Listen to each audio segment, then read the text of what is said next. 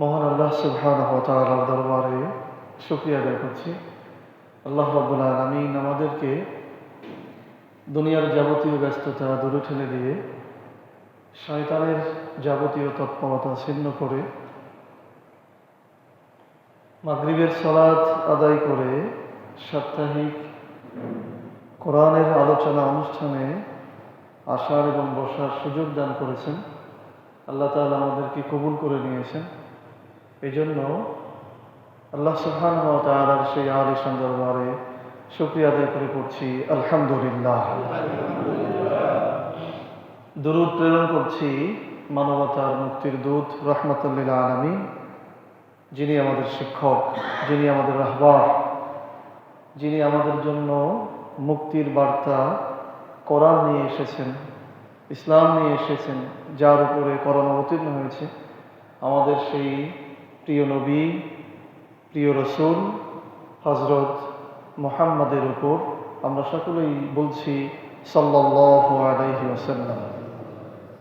আল্লাহ সুবহানাহু ওয়া তাআলার কাছে আমরা জান্নাতের উচ্চ মাকাম কামনা করছি সেই সকল ভাই বোনদের জন্য যারা পৃথিবীতে আল্লাহর কোরআনকে প্রতিষ্ঠিত করার জন্য নিজেদের সর্বোচ্চ সম্পদ জীবনকে উৎসর্গ করেছেন। আল্লাহ তাআলা তাদের শাহাদাতকে যেন কবুল করেন, বলেন আমিন। সম্মানিত উপস্থিতি, আমাদের পড়া অনেক বেশি, সময় কম, এই জন্য ভূমিকা খুব বেশি দেওয়ার বা অন্য কোনো কথা বলার মতো সময় সুযোগ নেই।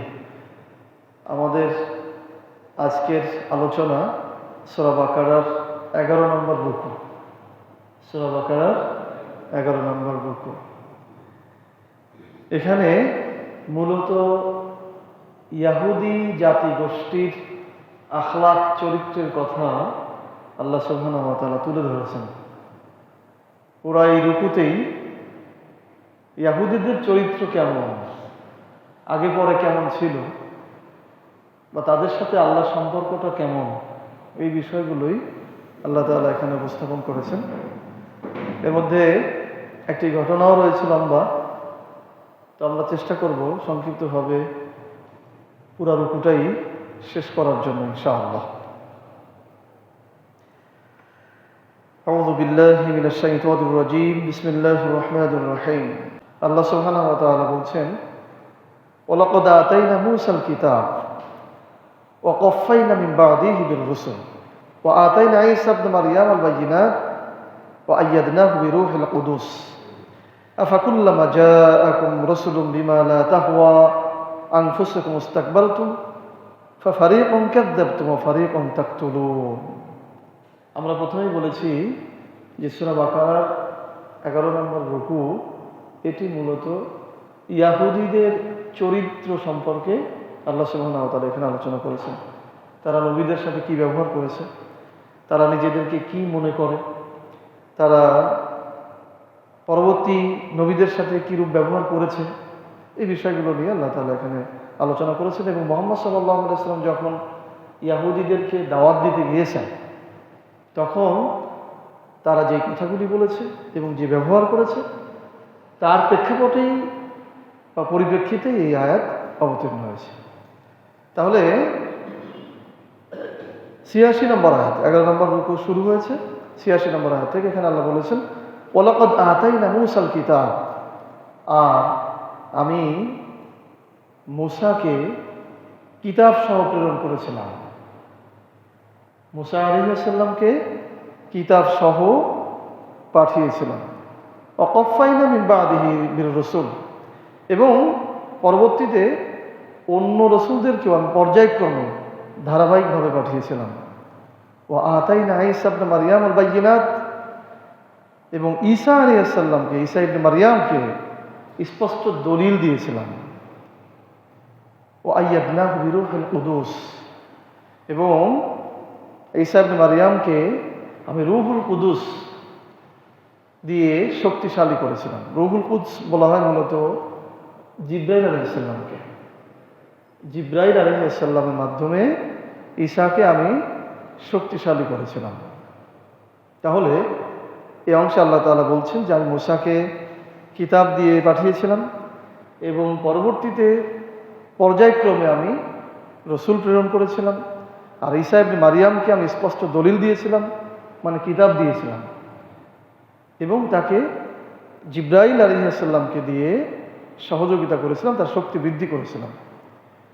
আফাকুল্লামা জাআকুম রাসূলুম বিমা লা তাহওয়া আনফুসুকুম ইস্তাকবারতুম, তবে কি, এবার আল্লাহ তাআলা ইহুদিদেরকে বলছেন, তৎকালীন সময়ে মুহাম্মদ সাল্লাল্লাহু আলাইহি সাল্লামের সময় যারা ইহুদি ছিল তাদের উদ্দেশ্য করে বলছেন, আফাকুল্লামা,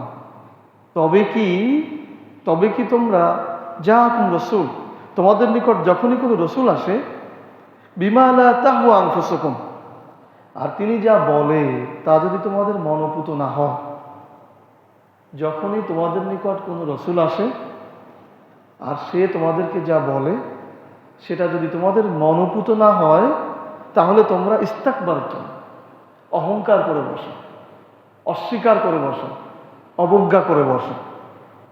তাহলে ইহুদিদের প্রথম চরিত্রের কথা হলো এই, যখন কোনো কথা কাজ তাদের মনোপুত না হয়, তাদের মন মতো না হয়, তখনই তারা অহংকার করে বসে, তারা সেটাকে অমান্য করে বসে।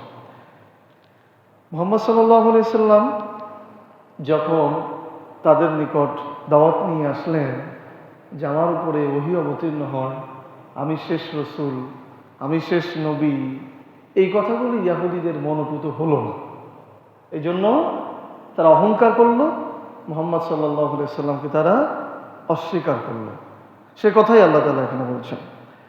এরপর বলছেন, ফাফারিকুন কাযযাবতুম, তাদের কতককে তোমরা মিথ্যা প্রতিপন্ন করো, ও ফারিকুন তাকতুলুন, এবং কতককে তোমরা হত্যা করো।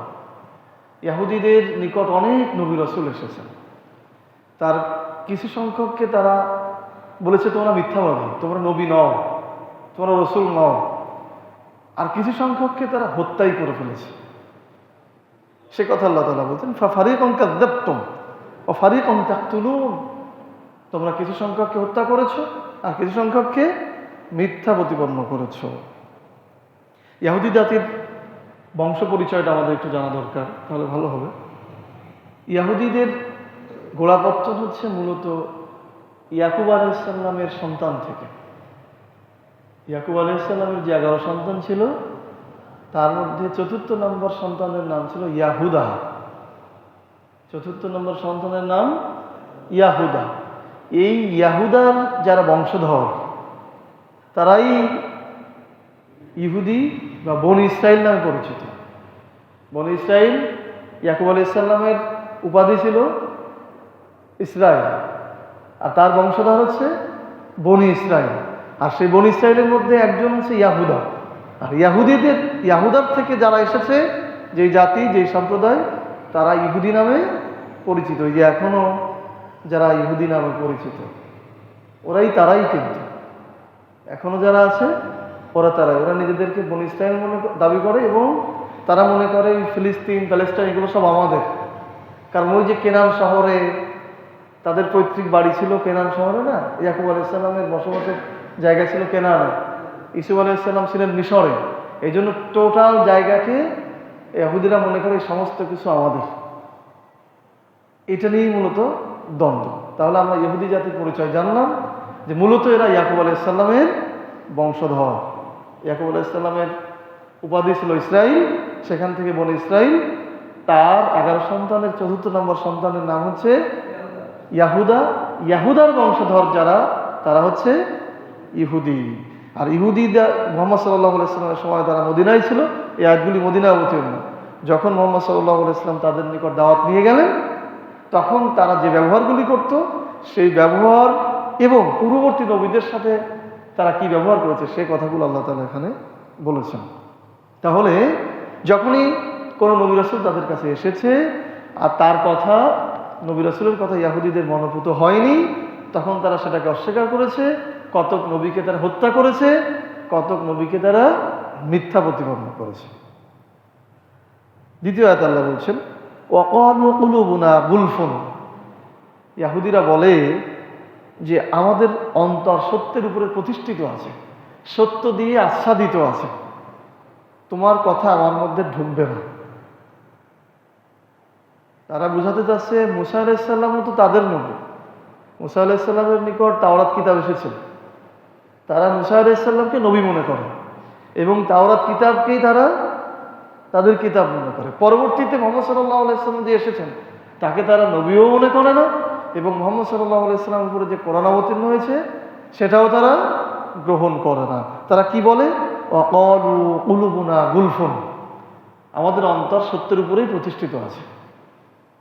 ওই যে তাওরাতের উপরে প্রতিষ্ঠিত আছে, ওই যে মুসা আলাইহিস সালামের উপরে তারা ঈমান এনেছে, তারা মনে করে আমাদের নবী মুসা, সুতরাং আমরা সত্যের উপরেই রয়েছি। আল্লাহ বলছেন বাল্লানাহুমুল্লাহু বিকুফরিহিম ফাকালিলাম মা ইউমিনুন। আল্লাহ বলছেন যে না, তারা সত্যের উপরে নেই, বরং তাদের এই কুফুরির কারণে, তারা যে রসুলকে অস্বীকার করলো, কোরআনকে অস্বীকার করলো, এই জন্য তারা আল্লাহর অভিশাপ প্রাপ্ত। লাআনাহুমুল্লাহ, তাদের উপর আল্লাহর অভিশাপ।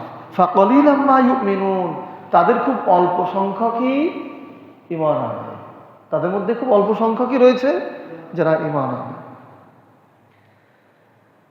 ওয়ালাম্মা জাআহুম কিতাবুন মিন ইনদিল্লাহ মুসাদ্দিকুন লিমা মাআহুম। আল্লাহ বলছেন ওয়ালাম্মা জাআহুম কিতাবুন মিন ইনদিল্লাহ, আর যখন আল্লাহর পক্ষ থেকে কোনো কিতাব আসে, মুসাদ্দিকুন লিমা মাআহুম,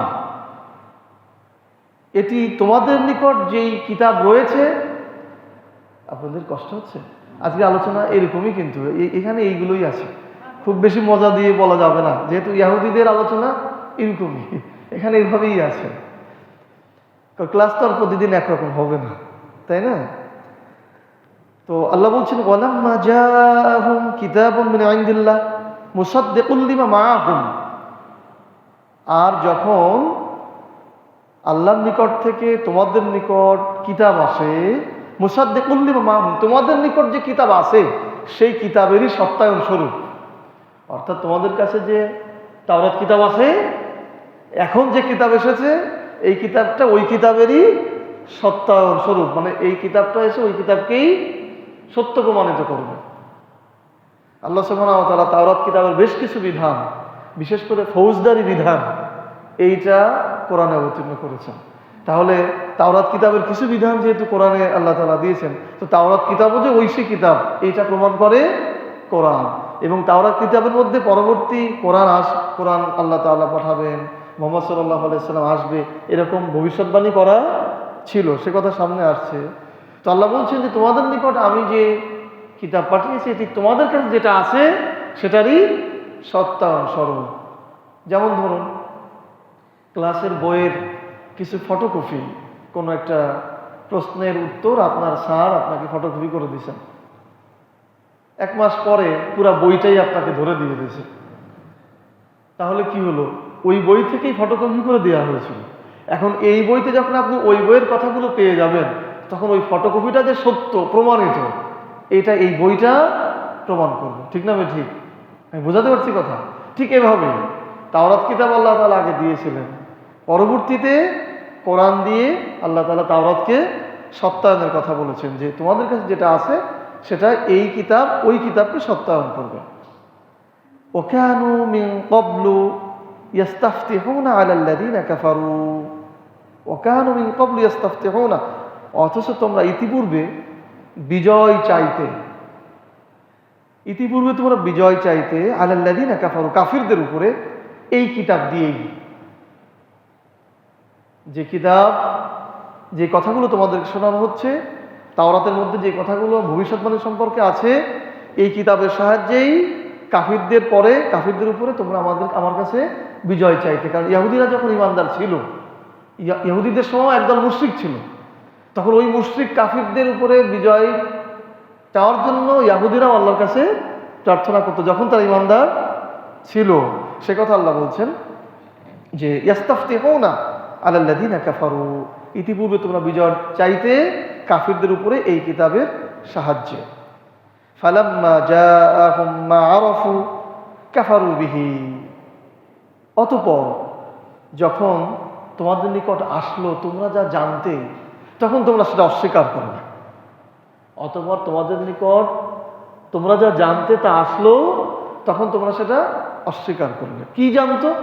ওই তাওরাত কিতাবে লেখা ছিল যে শেষ নবী আসবে, যার নাম হবে আহমদ, যার নাম হবে কি আহমদ, যার নাম হবে মোহাম্মদ, তার এই গুণাবলী থাকবে, সে এরকম এরকম হবে, সে অমুক বংশে জন্মগ্রহণ করবে, অমুক জায়গায় সে থাকবে, অমুক তার সাথে এরকম তার সম্প্রদায়রা ব্যবহার করবে। এইগুলো তাওরাত কিতাবে উল্লেখ ছিল, এই কথা তারা জানতো। তাই আল্লাহ তাআলা বলছেন যে যখন তোমরা যেটা জানতে, যখন সেটা চলে আসলো, কাফারু বিহি, তখন তোমরা সেটাকে আবার অস্বীকার করলে। অস্বীকার করলো কেন? অস্বীকার করলো এই জন্য, ইহুদিরা মনে করত যে মুহাম্মদ বা শেষ নবী আমাদের মধ্য থেকে আসবে, আমাদের বংশের মধ্য থেকে বা আমাদের জাতির মধ্য থেকে শেষ নবী আসবে। কিন্তু যখন উনি কুরাইশ বংশ থেকে আসলেন, ভিন্ন এলাকা থেকে আসলেন, তখন ইহুদিরা এটাকে আর মেনে নিতে পারলো না।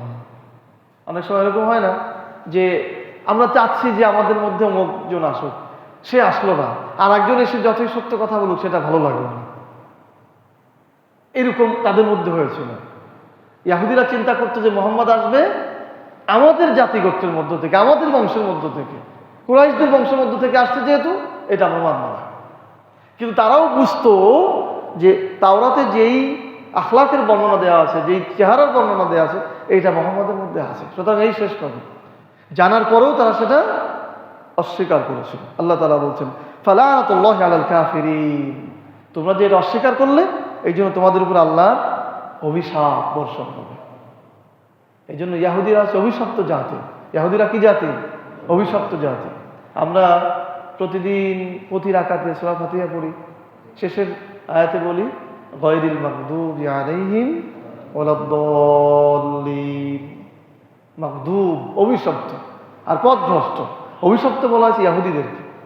বারবার আল্লাহ তাআলা লানাতুল্লাহ বলছেন না, ইহুদিদেরকে আল্লাহ অভিশপ্ত বলেছেন। আর খ্রিস্টান নাসারা এরা হচ্ছে পথভ্রষ্ট, এরা হচ্ছে খ্রিস্টান যারা তারা পথভ্রষ্ট, আর ইহুদিরা হচ্ছে অভিশপ্ত। এটি আমরা মুসলিম বলে যে তাদেরকে বলছি ব্যাপারটা তা নয়, আল্লাহ তাআলাই এভাবে বলেছেন। এই যে বারবার আল্লাহ এখানে বলেছেন লানাতুল্লাহ, তাদের এই কুফরির কারণে তাদের উপরে অভিশাপ। বিসাবাস্তারাউ বিহি আনফুসাহুম আইয়াকফুরু বিমা আনজালাল্লাহ বাগিয়ান আইয়ুনাজ্জিলাল্লাহু মিন ফাদলিহি আলা মান ইয়াশা মিন ইবাদিহি ফাবাউ বিগাযাবিন আলা গাযাবিন ওয়ালিল কাফিরিন আযাবুম মুহিন। আল্লাহ বলছেন তারা নিজেদের আত্মা বিক্রি করে তারা খুব নিকৃষ্ট কিছু কিনলো। তারা নিজেদের আত্মাকে বিক্রি করে দিয়ে খুব নিকৃষ্ট কিছু কিনলো। আইয়াকফুরু বিমা আনজালাল্লাহ, আল্লাহর পক্ষ থেকে যা অবতীর্ণ হয়েছে, বাগিয়ান, তারা অধ্যত বশত, অহংকার বশত সেটাকে তারা অস্বীকার করল। আইয়ুনাজ্জিলাল্লাহু মিন ফাদলিহি আলা মান ইয়াশা মিন ইবাদিহি। কারণ কি? কারণ হলো আল্লাহ তাআলা যে কোনো বান্দার উপরে তার অনুগ্রহ বর্ষণ করতে পারেন। অর্থাৎ ওই যে মুহাম্মদ সাল্লাল্লাহু আলাইহি সাল্লামকে আল্লাহ তাআলা নবী হিসাবে পাঠিয়েছেন, এটা আল্লাহ তাআলার অনুগ্রহ। এই অনুগ্রহটা ইহুদিরা মেনে নিতে পারে না। এই অনুগ্রহটা ইহুদিরা মেনে নিতে পারেনি। এই জন্য আল্লাহ বলছেন তারা যে আমি যা অবতীর্ণ করেছি এটা কুফরি করলো, এটা অস্বীকার করলো, তারা তাদের আত্মাকে বিক্রি করে দিয়ে খুব খারাপ কিছু তারা কিনলো। কেন? বাগিয়ান, তারা অধ্যত প্রকাশ করলো, তারা অহংকারী হয়ে গেল। ফাবাউ বিগাযাবিন আলা গাযাব, ক্রোধের উপরে তারা ক্রোধের পাত্র হলো, মানে তাদের উপর তারা আল্লাহর কাছে খুব রাগান্বিতের পাত্র হলো। ওয়ালিল কাফিরিন আযাবুম মুহিন, আর কাফিরদের জন্য আল্লাহ তাআলা খুব পীড়াদায়ক শাস্তি রেখেছেন। ওয়াইদা কিলা লাহুম আমিনু বিমা আনজালাল্লাহ ক্বালু নু'মিনু বিমা উনজিলা আলাইনা ওয়া ইয়াকফুরুনা বিমা ওয়ারাআহু।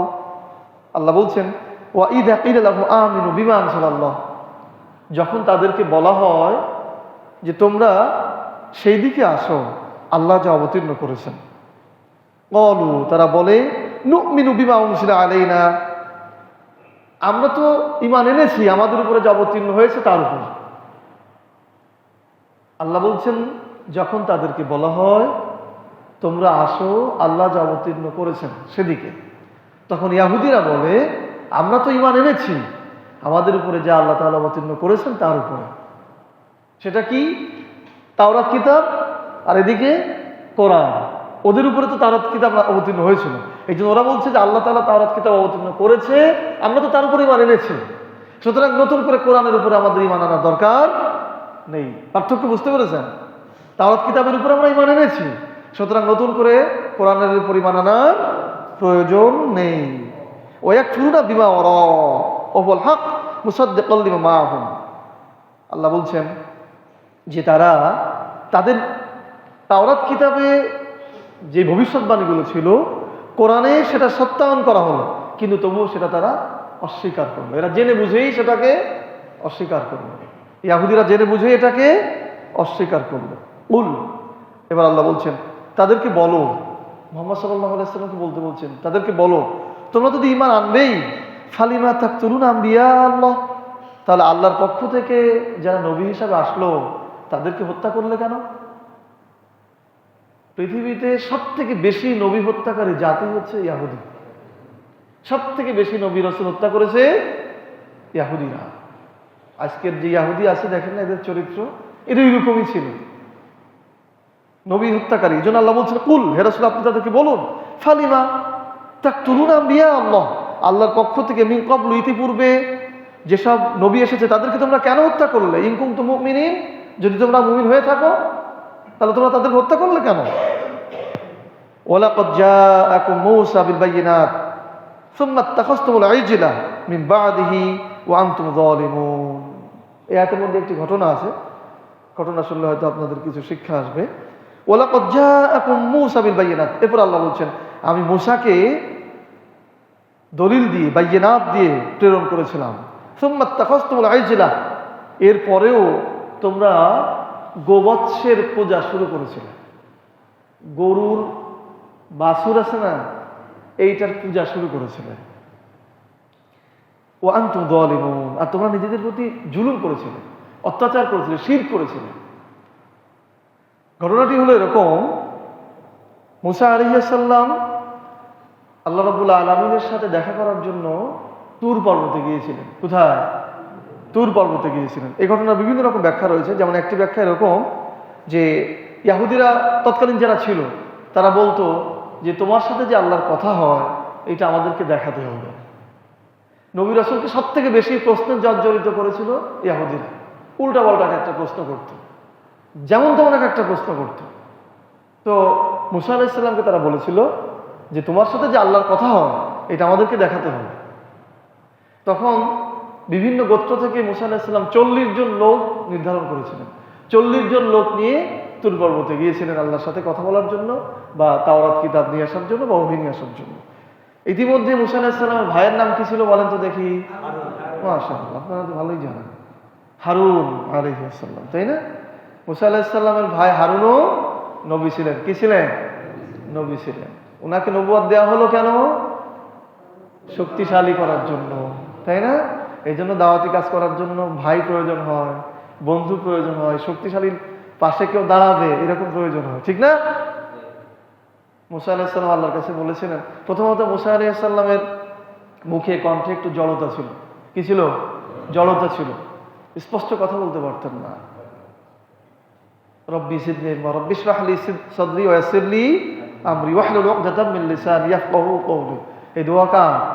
মুসা আলাইহিস সালাম। মুসা আলাইহিস সালাম ফিরআউনের কাছে যখন দাওয়াত দিতে যাবেন তখন উনি বলেছিলেন যে আমার কথা তো স্পষ্ট হয় না, কিন্তু স্পষ্ট কথা বলতে পারে আমার ভাই হারুন, সুন্দর কথা বলতে পারে। তাই আল্লাহর কাছে উনি দোয়া করেছিলেন, আল্লাহ তাআলা আমাকে সাহায্যকারী পাঠান, মানে আমাকে সাহায্যকারী দেন। সে সাহায্যকারী হচ্ছে হারুন আলাইহিস সালাম। তো মুসা আলাইহিস সালাম হারুন আলাইহিস সালামকে দায়িত্ব দিয়েছিলেন যে আমি তুর পর্বতে যাচ্ছি, আমার এই সম্প্রদায়ের দায়িত্ব তোমার, তারা যদি কোনো ভুলভাল কিছু করে তুমি এটা ঠেকাবে।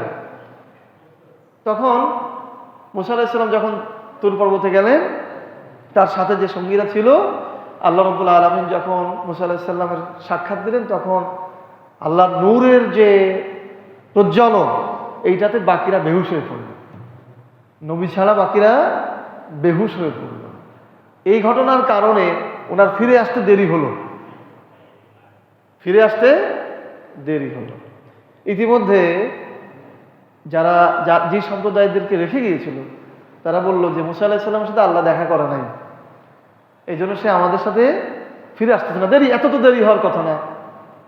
তখন সামেরি নামক একজন স্বর্ণকার ছিল, সামেরি যার নাম স্বর্ণকার, সে কিছু লোকজনের কাছ থেকে স্বর্ণ গোছাল, যে স্বর্ণকার থাকার কারণে যে কোনো পদ্ধতিতে স্বর্ণ গোছালো অথবা তার কাছে জমা রাখতো এরকম। তো সেই স্বর্ণ গলায় একটা গরুর বাছুর তৈরি করলো, গরুর বাচ্চা তৈরি করলো। আর যখন ফেরাউনের থেকে মুক্তি পেয়েছিল মুসা আলাইহিস সালামের সম্প্রদায়, তখন জিবরাইল আলাইহিস সালাম এসেছিলেন।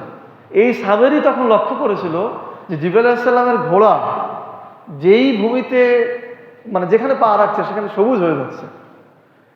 সামেরি বুদ্ধি করে ওইখান থেকে কিছু ধুলা রেখেছিল, ওই ধুলা এই বাছুরের পেটের মধ্যে যে কোনোভাবেও প্রবেশ করালো। তাফসীরে এভাবেই লেখা, তাই আমি আপনাদেরকে বলছি।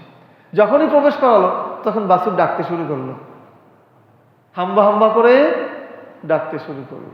তখন সামেরি অন্য লোকদেরকে বুঝালো যে মুসার সাথে আল্লাহ তাআলা দেখা করে নাই, এই জন্য সে লজ্জায় ফিরে আসতে পারতেছে না, তোমাদের রব এই বাছুরের মধ্যে প্রবেশ করেছে, সুতরাং তোমরা এর ইবাদত করো, একে সেজদা দাও। বলেন না নাউযুবিল্লাহ। আমাদের সমাজেও কিন্তু এরকম ভুল ধারণা আছে না, অমুক গাছে অমুক আসে, অমুক দরগায় অমুক আসে, এখানে এটা করো তাহলে হবে। এটা কিন্তু মুসলিমদের আকীদা হওয়া উচিত নয়। তো পূজা শুরু হয়ে গেল, ওই গোবৎসকে সেজদা দেওয়া শুরু হয়ে গেল। হারুন আলাইহিস সালাম চেষ্টা করলেন বিরত রাখার জন্য, না তোমরা এটা করতে পারো না, অপেক্ষা করো, মুসা আলাইহিস সালাম আসবে সেই পর্যন্ত তোমরা অপেক্ষা করো। কিন্তু ওরা শুনলো না, ওরা না শুনেই গোবৎসের পূজা শুরু করে দিল। ইতিমধ্যে মুসা আলাইহিস সালাম চলে আসলেন, এসে দেখলেন যে ওনার যাদেরকে এতদিন ধরে হেদায়েত করেছেন সব শিরকে নিমজ্জিত হয়ে গেছে, গরুর বাছুরের পূজা শুরু করেছে। তখন মুসা আলাইহিস সালাম কিন্তু রাগী লোক ছিলেন, ফেরাউনের সাথে টক্কর দিতে গেলে কি একেবারে নম্র হলে হবে, খুব তেজস্বী লোক ছিলেন, এক ঘুষি দিয়ে একজনকে মেরে ফেলেছিলেন, পড়েছেন আপনারা ইতিহাস? জি, যাক আমরা ওদিকে গেলে সময় পাবো না। তো মুসা আলাইহিস সালাম এসে হারুন আলাইহিস সালামের দাড়ি ধরে টান দিলেন, তুমি কি করেছো? তোমাকে না দায়িত্ব দিয়ে গিয়েছিলাম আমার সম্প্রদায় যেন ভুল ভ্রান্তির মধ্যে না যায়, এবার দাড়ি ধরে টান দিয়ে ফেলে দিয়েছেন। হারুন আলাইহিস সালাম বলছেন যে আমাকে ভুল বুঝবেন না, আমি বোঝানোর চেষ্টা করেছি কিন্তু তারা এটা শোনে নাই। যখন মুসা আলাইহিস সালাম আসলেন তখন কিছু সংখ্যক তার কথা মেনে নিলেন, হ্যাঁ আমাদের ভুল হয়েছে, তারা অনুতপ্ত হলো। অনুতপ্ত হওয়ার পর এই যে গরুর বাচ্চা আর কি, এইটাকে আবার স্বর্ণ গলায় সমুদ্রে নিক্ষেপ করা হলো। সমুদ্রে নিক্ষেপ করার পরে কিছু লোক ইমানদার হলো যে না, এই গরুর বাছুরের পূজা আমরা করবো কেন, আমাদের তো মুসা নবী ফিরে এসেছে। আর কিছু লোক ওই সমুদ্রের পানি আবার পান করলো, পান করে তারা আবার চিন্তা করলো যে রব আমাদের ভেতরে চলে এসেছে, ওই আর একদল মুশরিক হয়ে গেল। তো এখানে আরেকটি ঘটনাও বলা দরকার, সেটি হচ্ছে যারা ভুল বুঝলো যে আমাদের ভুল হয়ে গেছে, এখন আল্লাহর কাছে মাপ চাইতে হলে কি করতে হবে? তখন মুসা আলাইহিস সালামের শরীয়তটা খুব শক্ত ছিল, আমাদের শরীয়ত সহজ, আর মুসা আলাইহিস সালামের শরীয়ত কড়া ছিল। যেমন আমাদের এখানে যদি ময়লা লাগে তো আমরা কি করব? ধুয়ে ফেললে এটা পবিত্র হয়ে যাবে, তাই না? আর মুসা আলাইহিস সালামের শরীয়ত ছিল এখান থেকে শেষে ফেলতে হবে। ইহুদিরা যেমন বাঁকা, শরীয়তও বাঁকা। তখন তওবা করতে হবে কিভাবে? মুসা আলাইহিস সালাম আল্লাহর কাছে জানতে চাইলেন যে এরা তো ভুল বুঝেছে, এখন তওবা কিভাবে করাবো? তখন বলেছে সাধারণ তওবাতে কাজ হবে না, কি করতে হবে? এদেরকে ফাঁকা মাঠে নিয়ে যাও, সেখানে উভয়ের হাতে মানে সবার হাতে তরবারি দাও, একজন আর একজনকে আঘাত করবে, হত্যা করবে, এটাই এদের জন্য তওবা। তখন এক মাঠে নিয়ে যাওয়া হলো। তো এখন পিতা পুত্র সামনাসামনি, তখন কেউ আর কাউকে আঘাত করতে পারছে না। তখন অন্ধকার নেমে আসলো, অন্ধকারের মধ্যে একজন একজনকে আঘাত করে হত্যা করে ফেললো এবং তাদের তওবা গ্রহণযোগ্য হলো। এটা ওই সময়ের শরীয়ত ছিল। এখান থেকে একটা শিক্ষা আছে কিন্তু, যে তওবা যখন করার ইচ্ছা হয় তখন মানুষ যে কোনো ত্যাগ স্বীকার করতে প্রস্তুত থাকে। মুহাম্মদ সাল্লাল্লাহু আলাইহি ওয়াসাল্লামের সময় এরকম ঘটনা ঘটেছে। এমন দেখা যাচ্ছে কেউ জেনা করে ফেলেছে, জেনা করে এসে আল্লাহ রাসূলের কাছে বলছেন, আল্লাহ রাসূল আমি তওবা করতে চাই, আমাকে আপনি শাস্তি দেন। আল্লাহ রাসূল বলছেন, তুমি কি জানো এর শাস্তি কি? রজম করে হত্যা করা, তুমি নিহত হবে। তারপরে বলছেন যে না, আমি তওবা করতে চাই, আল্লাহর কাছে ভালো হতে চাই। তখন তাকে রজম করে হত্যা করা হয়েছে। আল্লাহ তাআলা তার তওবা গ্রহণ করে নিয়েছেন। এখান থেকে একটা শিক্ষা হলো, মানুষের ভেতরে যখন অনুশোচনা জাগে যে আমাকে তওবা করতে হবে, তখন যে কোনো ধরনের ত্যাগ সে মেনে নিতে রাজি হয়। সম্মানিত হাজিরিন, তো আমরা যেখানে ছিলাম যে আল্লাহ সুবহানাহু ওয়া তাআলা বলছেন যে তোমরা গোবৎসের পূজা শুরু করেছিলে। সুম্মা তাখাসতুমুল আইজলা, এই আইজলা মানে হচ্ছে তোমরা গরুর বাছুরের পূজা শুরু করেছিলে, তোমরা নিজেরাই নিজেদের প্রতি জুলুম করেছিলে। পরবর্তী আয়াতে আল্লাহ তাআলা বলছেন, ওয়াইদ আখাযনা মিসাকাকুম ওয়া রাফা'না ফাওকাকুমুত তুর, ওয়াইদ আখাযনা মিসাকাকুম, আর আমি তোমাদের কাছ থেকে প্রতিশ্রুতি নিয়েছিলাম। এই কথাগুলো কিন্তু মুহাম্মদ সাল্লাল্লাহু আলাইহি ওয়াসাল্লামের সময় বলা হচ্ছে। মুহাম্মদ সাল্লাল্লাহু আলাইহি ওয়াসাল্লাম যখন ইহুদিদেরকে দাওয়াত দিতেন, তখনের কথোপকথন এগুলো। আল্লাহ বলছেন যে আমি তোমাদের কাছ থেকে প্রতিশ্রুতি নিয়েছিলাম, তোমরা সালাত কায়েম করবে, তোমরা শিরক করবে না, তোমরা নিকট প্রতিবেশীর সাথে দূর প্রতিবেশীর সাথে ভালো ব্যবহার করবে, এরকম প্রতিশ্রুতি আমি তোমাদের কাছ থেকে নিয়েছিলাম। ওয়ারফা'না ফাওকাকুম তুর, আর তুর পর্বতকে তোমাদের উপরে তুলে ধরেছিলাম। খুযু মা আতাইনাকুম বিকুওয়াতিন ওয়াসমাউ, আর তোমাদেরকে বলেছিলাম তোমরা আনুগত্য করো, তোমরা শ্রবণ করো, শোনো, যা আমার নবী বলে এটা তোমরা মেনে নাও। ক্বালু সামি'না ওয়া আসাইনা, তারা বলেছিল আমরা শুনলাম আর অমান্য করলাম, আমরা শুনলাম আর অমান্য করলাম। ইহুদিদের চরিত্র আর মুসলিমদের চরিত্রের মধ্যে পার্থক্য হলো এই, ইহুদিরা যখন কোরআনের কথা শোনে তখন বলে সামি'না ওয়া আসাইনা, আমরা শুনলাম আর এটাকে প্রত্যাখ্যান করলাম। বলেন নাউযুবিল্লাহি মিন যালিক। আর মুসলিমদের চরিত্র হচ্ছে সামি'না ওয়া আতা'না, আমরা শুনলাম আর মেনে নিলাম। বলেন সুবহানাল্লাহ। তাহলে ইহুদিদের চরিত্র ওরা শোনে আর প্রত্যাখ্যান করে, আর মুসলিমদের চরিত্র ওরা শোনে আর মেনে নেয়। এটাই হচ্ছে পার্থক্য। আল্লাহ সুবহানাহু ওয়া তাআলা বলছেন, ওয়া উশরিবু ফি কুলুবিহিমুল ইজলা বিকুফরিহিম কুল বি'সা মা ইয়া'মুরুকুম বিহি ঈমানুকুম ইন কুনতুম মুমিনিন। আল্লাহ তাআলা বলছেন, ওয়া উশরিবু ফি কুলুবিহিমুল ইজলা, আর তোমরা পান করলে গোবৎসের, ওই যে বললাম না সমুদ্রের মধ্যে গোবৎস নিক্ষেপ করেছিল, ওই পানি পান করে তারা আবার শিরক শুরু করেছিল, সে কথা আল্লাহ তাআলা বলছে। ওয়া উশরিবু ফি কুলুবিহিম, তোমরা পান করলে তোমাদের অন্তরের মধ্যে ইজলা মানে গোবৎস, অর্থাৎ তোমরা নতুন করে আবার গোবৎসের সেই পানি পান করে শিরক শুরু করলে, বিকুফরিহিম কুফরি শুরু করলে। কুল বি'সা মা ইয়া'মুরুকুম বিহি ঈমানুকুম ইন কুনতুম মুমিনিন, যদি তোমরা ঈমানদার হয়েই থাকো তাহলে তোমাদের ঈমান এরকম নিকৃষ্ট বিষয় আদেশ দেয়।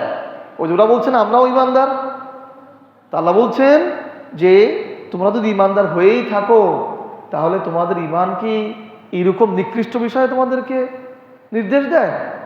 কুল, হে রাসূল আপনি বলুন, ইন কানাত লাকুমুদ দারুল আখিরাহ ইনদাল্লাহ খালিসাতাম মিন দুনিন নাস ফাতামান্নাউল মাউতা ইন কুনতুম সাদিকিন। হে রাসূল আপনি বলুন, ইন কানাত লাকুমুদ দারুল আখিরাহ ইনদাল্লাহ খালিসা, আল্লাহর নিকট আখিরাত যদি শুধু তোমাদের জন্যই হয়, আল্লাহর নিকট আখিরাত যদি শুধু তোমাদের জন্যই হয়, ফাতামান্নাউল মাউতা, তাহলে তোমরা মৃত্যু কামনা করো, তাহলে তোমরা মৃত্যু কামনা করো। অর্থাৎ ইহুদিরা বলতো যে আমরাই আল্লাহর সন্তান, বলেন নাউযুবিল্লাহ, আমরা আল্লাহর কাছে সব থেকে পবিত্র, আখিরাত একমাত্র আমাদের জন্য, জান্নাত একমাত্র আমাদের জন্য। ইহুদিদের জন্য আল্লাহ তাআলা জান্নাত তৈরি করে রেখেছেন। এভাবে তারা নিজেদের শ্রেষ্ঠত্ব প্রকাশ করত। তো আল্লাহ তাআলা বলছেন, ইন কানাত লাকুমুদ দারুল আখিরাহ, হে আল্লাহ রাসূল, হে রাসূল আপনি ইহুদিদেরকে বলুন, আল্লাহর নিকট যদি শুধু তোমাদের জন্যই আখিরাত থাকে, খালেসা মানে খাস ভাবে থাকে, মিন দুনিন নাস সকল মানুষের মধ্যে, ফাতামান্নাউল মাউত, তাহলে তোমরা মৃত্যু কামনা করো, তোমরা মরো, মরতে চাও, ইন কুনতুম সাদিকিন, যদি তোমরা সত্যবাদী হও, এই দাবিতে যদি তোমরা সত্যবাদী হও। ওমিনাল্লাযীনা আশরাকু ওয়ালা ইয়াতামান্নাহু আবাদা বিমা কদ্দামাত আইদিহিম, আল্লাহ বলছেন ওয়ালা ইয়াতামান্নাহু আবাদা, কখনোই তারা মৃত্যু কামনা করবে না, কখনোই তারা মৃত্যু কামনা করবে না। আয়াতের অর্থ বলার পরে বিশ্লেষণ করলে বুঝবেন ওয়ালা ইয়াতামান্নাহু আবাদা বিমা কদ্দামাত আইদিহিম আল্লাহু আলিমুম বিয-যালিমিন। আল্লাহ বলছেন কখনোই তারা মৃত্যু কামনা করবে না, কারণ তাদের হাত যা সামনে পাঠিয়েছে এটা তাদের শাস্তির মধ্যে ফেলবে। আর আল্লাহ তাআলা জানেন জালিমদের সম্পর্কে। এখানে বোঝানো হয়েছে যে কাফিররা, ইয়াহুদিরা বলতো যে আল্লাহর নিকট জান্নাত শুধু আমাদের জন্য, অন্য কেউ আর জান্নাত পাবে না। তো এই কথার প্রেক্ষিতে আল্লাহ বলছেন যদি এই হয়ে থাকে, জান্নাত যদি শুধু ইহুদিদের জন্য হয়ে থাকে, তাহলে তাদেরকে বলো তোমরা এখনই মৃত্যু কামনা করো, মৃত্যুর পরেই তো জান্নাত, এখনই মৃত্যু কামনা করো। যেমন আমরা যারা মুসলিম, প্রকৃত ইমানদার মুসলিম যারা, তাদের মৃত্যুর ভয় পাওয়ার কথা নয়। কারণ কারো আত্মা যদি এরকম হয়, ইয়া আইয়াতুহান নাফসুল মুতমাইন্নাহ ইরজিই ইলা রাব্বিকি রাদিয়াতান মারদিয়াহ ফাদখুলি ফি ইবাদি ওয়াদখুলি জান্নাতি, যার আত্মা মুতমাইন্না হবে, প্রশান্ত হবে। মানুষের কল তিন প্রকার। কয় প্রকার? তিন প্রকার। একটা হচ্ছে নফসে আম্মারা, নফসে লাওয়ামা, নফসুল মুতমাইন্না। মুতমাইন্না হচ্ছে শ্রেষ্ঠ পর্যায়ে আত্মা, কল, যার মধ্যে কোনো হিংসা নেই, অহংকার নেই, শিরক নেই, বেদাত নেই। এরকম আত্মা যার হবে তাকে বলা হয় মুতমাইন্না। সে যখন তার যখন মৃত্যুর সময় আসবে, তখন ফেরেশতারা এসে বলবে ইয়া আইয়াতুহান নাফসুল মুতমাইন্না, হে প্রশান্ত আত্মা, ইরজিই ইলা রাব্বিকি রাদিয়াতান মারদিয়াহ, তুমি প্রত্যাবর্তন করো, তুমি ফিরে আসো তোমার প্রতিপালকের দিকে, তুমি তার উপরে সন্তুষ্ট, তিনিও তোমার উপরে সন্তুষ্ট। আল্লাহ রাসূল বলেছেন যখন মৃত্যুর ফেরেশতারা এসে এরকম বান্দাদেরকে এভাবে বলবে, তখন এমনিতেই বান্দার রূহ বের হয়ে ফেরেশতার হাতে চলে যাবে। বলেন সুবহানাল্লাহ। তাহলে এরকম ইমানদার যারা হবে, এরকম আত্মার অধিকারী যারা হবে, তারা কি মৃত্যুকে ভয় পায়? তারা কি মৃত্যুকে ভয় করবে নাকি? ভয় করবে না। আমি কোনো একজন শায়েখের লেকচার শুনেছিলাম, ওনার কাছে প্রশ্ন করা হয়েছে যে মানুষ মৃত্যুকে ভয় পায় কেন, মৃত্যুকে ভয় করে কেন? উনি উত্তর দিয়েছিলেন মানুষ মৃত্যুকে ভয় পায় এই কারণে, মৃত্যু পরবর্তী জীবনের জন্য তার কিছু গোছানো নেই, এই জন্য সে ভয় পায়। কারণ মৃত্যুর পরে আমি যদি বিপদে পড়ে যাই, এই ভয়ে সে মৃত্যুবরণ করতে চায় না। কিন্তু যদি গোছানো থাকে তাহলে তো তার ভয় পাওয়ার কথা না। উদাহরণস্বরূপ আপনি বলি, আপনাদের যৌবন বয়সে মনে করেন আপনার জেলা শহর থেকে যাচ্ছেন আর এক জেলা শহর, আপনি যদি সরকারি চাকরি করে থাকেন, তো সেখানে আপনার জন্য একটা সার্কিট হাউসের একটা রুম বরাদ্দ করে রাখা হয়েছে, সেখানে খাবার দাবার সমস্ত কিছু সুন্দরভাবে রাখা হয়েছে, আপনার জন্য পুরো পথ একেবারে রেডি সব কিছু। তখন আপনার সেখানে যেতে ইচ্ছা লাগবে না অনিচ্ছা লাগবে? বলেন ইচ্ছা লাগবে। কিন্তু যদি বলা হয় যে তুমি ওইখান থেকে আসো, এখানে আসলেই তোমার পুলিশে গ্রেফতার করবে, তখন সেখানে যেতে ইচ্ছা লাগবে? লাগবে না। ঠিক একইভাবে যে মুমিন, তার মৃত্যু পরবর্তী জীবনে সে যখন বুঝবে যে আল্লাহ তাআলা আমার জন্য জান্নাত রেখেছেন, তখন সে আর মৃত্যুকে ভয় পাবে না। তো এই জন্য আল্লাহ সুবহানাহু ওয়া তাআলা বলেছেন জান্নাত যদি শুধু ইহুদিদের জন্য হয়ে থাকে, তাহলে তাদের মৃত্যু কামনা করতে বলো। আবার আল্লাহ তাআলা উত্তর দিচ্ছেন না, লা ইয়াতামান্নাহু আবাদা, কখনোই, লাং মানে কোনোদিনও তারা মৃত্যু কামনা করবে না। কারণ তারা মুখে যাই বলুক না কেন, ভেতরে বোঝে যে আমরা যে সত্যকে অস্বীকার করতেছি, আমরা যে কোরআনকে অস্বীকার করতেছি, আমরা যে মোহাম্মদ শ্রেষ্ঠ এটাকে অস্বীকার করতেছি, এটা তারা বোঝে। আল্লাহু আলিমুম বিয-যালিমিন, আর তাদের এই জুলুম, তাদের এই অন্যায়, এটা আমি আল্লাহ রাব্বুল আলামিন জানি। ওয়ালা তাজিদান্নাহুম আহরাসান নাস আলা হায়াত ওয়া মিনাল্লাযিনা আশরাকু, আল্লাহ বলছেন বরং তারা চায়, অনেক হায়াত চায়। ইহুদিরা অনেক বছর বেঁচে থাকতে চায়, এমনকি যারা মুশরিক, তারা তো ইমানদার দাবি করে, মুশরিকদের থেকেও তারা বেশি হায়াত চায়। ইয়াওয়াদ্দু আহাদুহুম লাউ ইউআম্মার আলফা সানা, তারা সহস্র বছর বেঁচে থাকতে চায়, 1000 বছর বেঁচে থাকতে চায়, সহস্র বছর বেঁচে থাকতে চায়। যদি বর্তমান সময় আমরা টেনে আনি, দেখবেন ইয়াহুদিরা বর্তমান যারা আছে, এদের অস্ত্রশস্ত্র, এরা সবসময় অস্ত্রশস্ত্র প্রস্তুত করে বেশি, এবং এরা বাংকার করে রাখে, যাতে কোনোভাবেই কোনো আক্রমণের চিন্তা ভাবনা হলেই বাংকারের মধ্যে প্রবেশ করে, যেন মৃত্যুবরণ না করে। একেবারে সেই কথা আল্লাহ তাআলা এখানে বলছেন, ইয়াওয়াদ্দু আহাদুহুম লাউ ইউআম্মার আলফা সানা, ইয়াহুদিরা 1000 বছর হায়াত চায়। ওরা তো বলছে যে আমরা জান্নাত আমাদের, অথচ তারা চায় দুনিয়াতে 1000 বছর বেঁচে থাকতে। ওমা বিমুজাহজিহি মিনাল আযাব আই ইউআম্মার আল্লাহু বাসীরুম বিমা ইয়ামালুন, আল্লাহ বলছেন তারা, তাদের এই হায়াত তাদের শাস্তি থেকে রক্ষা করবে না, তাদের এই হায়াত তাদের শাস্তি থেকে রক্ষা করবে না। সম্মানিত হাজিরিন, এই যে আমরা অনুবাদ কিন্তু শেষ করে ফেলেছি, নম্বর রুকু।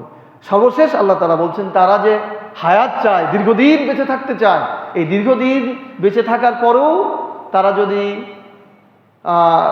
তাদের এই শাস্তি থেকে তারা নিজেদেরকে রক্ষা করতে পারবে না। এখানে একটি শিক্ষণীয় বিষয় হলো, কোনো মুসলিম সে মৃত্যু কামনা করবে না, মৃত্যুর জন্য প্রস্তুত থাকবে কিন্তু মৃত্যু কামনা করবে না, কারণ যতদিন সে বেঁচে থাকবে ততদিনই তার সওয়াব করার বা আল্লাহর কাজ করার সুযোগ থাকবে। এই জন্য কোনো মুসলিম, ইহুদিরা মৃত্যু কামনা করবে কিন্তু মুসলিমরা কখনো মৃত্যু কামনা করবে না। সম্মানিত হাজিরিন, এখন আমাদের একটা বিষয় জানা দরকার।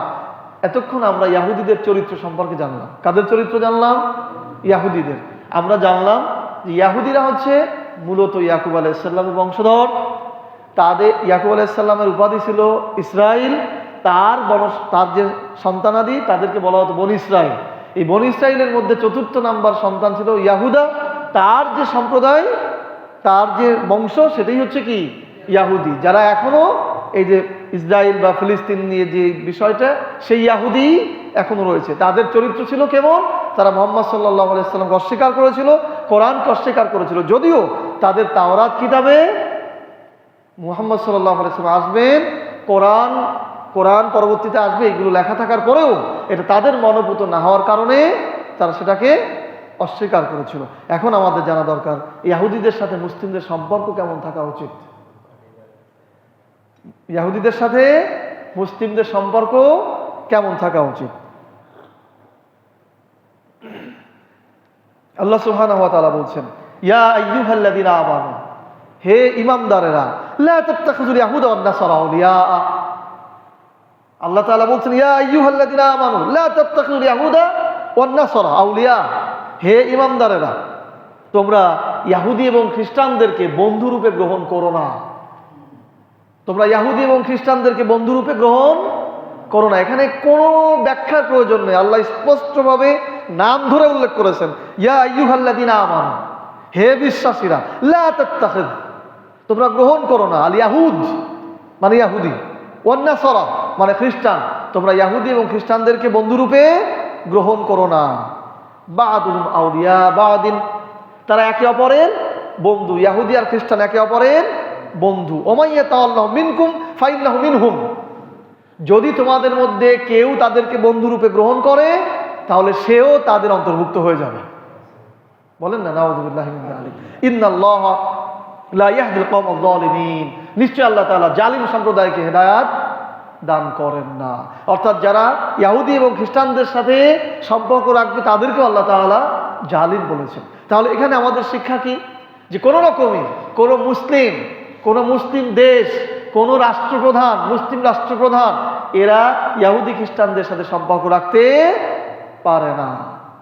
আল্লাহ সুবহানাহু ওয়া তাআলা আরো বলছেন, ইয়া আইয়ুহাল্লাযীনা আমানু ইন তুতিউল্লাযীনা কাফারু ইয়ারুদ্দুকুম আলা আকাবিকুম, হে ঈমানদারেরা, তোমরা যদি কাফিরদের কোনো একটি দলের আনুগত্য করো তাহলে তারা তোমাদেরকে আবার তাদের দিকে ফিরাই নিয়ে যাবে।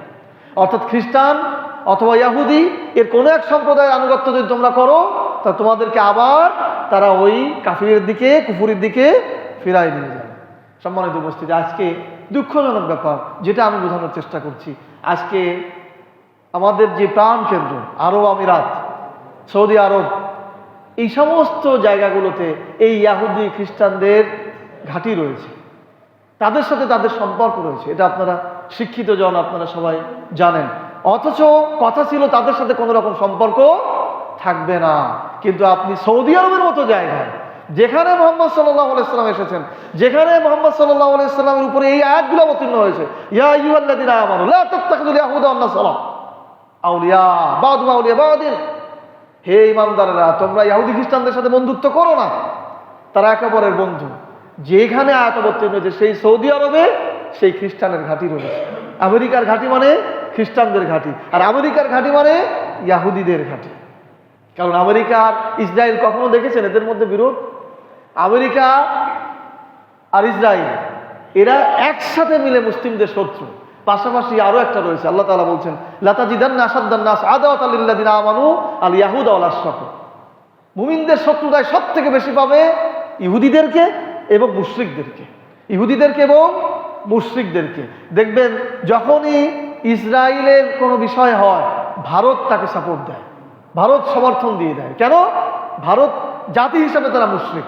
আর কোরআনের কথা তো সত্যই, যে যখনই দেখবো কোনো সমস্যা, ইহুদি এবং মুশরিক এরা মুসলিমদের সব থেকে বেশি শত্রু। আজকে ইসরায়েলরা যে ফিলিস্তিনে বছরের পর বছর আক্রমণ করছে, বিভিন্ন মুসলিম দেশের উপরে তারা নির্যাতন চালাচ্ছে, এর মূলত সহযোগিতায় রয়েছে কারা? আমেরিকা। কারণ তারা একে অপরের বন্ধু। তাহলে আমরা যারা মুসলিম, আমাদের উচিত কি হবে? এদের সাথে সম্পর্ক ছেদ করা। যদিও আমরা বাংলাদেশে বসবাস করি, হয়তো আমাদের কাছে মনে হতে পারে হুজুর এই কথা এখানে বলে লাভটা কি, কিন্তু তারপর আমরা তো মুসলিম, আমাদের তো হৃদয় কাঁদে। ফিলিস্তিনে যখন একজন শিশু শাহাদাত বরণ করে, তখন কি সেই শিশুটা আমার শিশু নয়?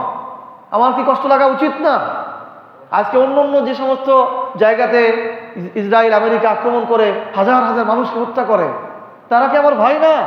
তাদের জন্য কি আমার কষ্ট লাগা উচিত না? যদিও আমরা এখানে বসে আছি, হয়তো আমরা কিছু করতে পারবো না, কিন্তু মৌন সমর্থন, আমাদের বিশ্বাস, আমাদের ভালোবাসা মুসলিমদের পক্ষে থাকা উচিত। আজকে বর্তমানে এই যে ইরান আর আমেরিকার মধ্যে যুদ্ধ চলছে, আমাদের দেশের ভাইয়েরাও অনেক কথা বলে, আমি চুপ করে থাকি, আমি ফেসবুকে একটা পোস্টও দেই না, যে এটা বিতর্ক করে, ইরানের আকীদা খারাপ, এই খারাপ সেই খারাপ, কত কিছু। আরে ভাই, বন্ধুর বন্ধু অনেক সময় শত্রু হয়। ইরানের সব লোকের আকীদা খারাপ নাকি? তারা কোরআন মানে না, তারা আল্লাহকে মানে না, তারা হজে বিশ্বাস করে না, তারা কি ইহুদি খ্রিস্টানের চেয়ে খারাপ নাকি? হ্যাঁ, হয়তো কোনো কোনো ক্ষেত্রে কিছু ভুলভ্রান্তি আছে, কখনো যুদ্ধ বিগ্রহ ঘটেছে, তাই বলে আমেরিকা তাদেরকে শেষ করে দেবে আর আমরা মুসলিম হয়ে বাহবা দেব?